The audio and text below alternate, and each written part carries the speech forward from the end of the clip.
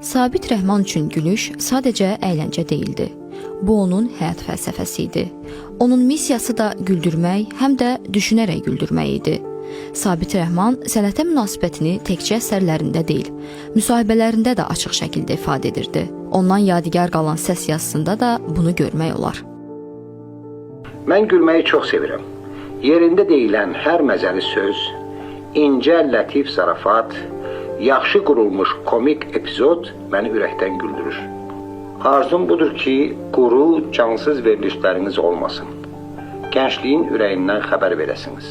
Onları maraqlandıran, sevindirən hadisələrdən bədii, gözəl sözlərlə danışasınız. Azərbaycanın görkəmli yazıcı dramaturqu, əməkdar incəsənət xadimi Sabit Rəhmanın anadan olmasının 115 illiyi ilə əlaqədar ədibin şəxsi kitabxanasından 33 nadir kitab ailəsi tərəfindən Azərbaycan Milli Kitabxanasına hədiyyə edilib. Mən bunu çox vacib bir gün hesab edirəm. Çünki mənim babam üçün kitab çox vacib idi. O özü mütaliə etməyi sevirdi və onun çox böyük kitabxanası var.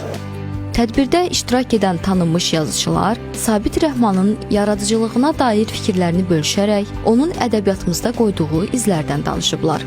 Milli Kitabxanaya hədiyyə olunan kitablar Azərbaycanın zəngin ədəbi irsinin qorunub, gələcək nəsillərə çatdırılması baxımından xüsusi əhəmiyyət daşıyır. 30 il bundan öncə, bax bu iyun ayında ilk dəfə Ulu Öndər Heydər Əliyev bizim Milli Kitabxanaya gəlib. Və gələrkən öz şəxsi kitabxanasından 300 kitabı bizim Milli Kitabxanaya bağışlayıb. Və Milli Kitabxananın ilk şəxsi kolleksiyası Ulu Öndərin bizə bağışladığı o 300 kitabdır.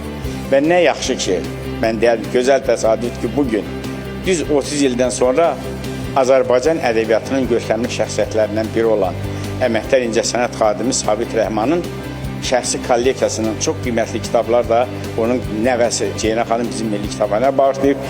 Sabit Rəhman kimi böyük sənətkarın yubileyinin qeyd olunması təkcə keçmişə ehtiram deyil, həm də gələcəyə xoş iz buraxmaqdır.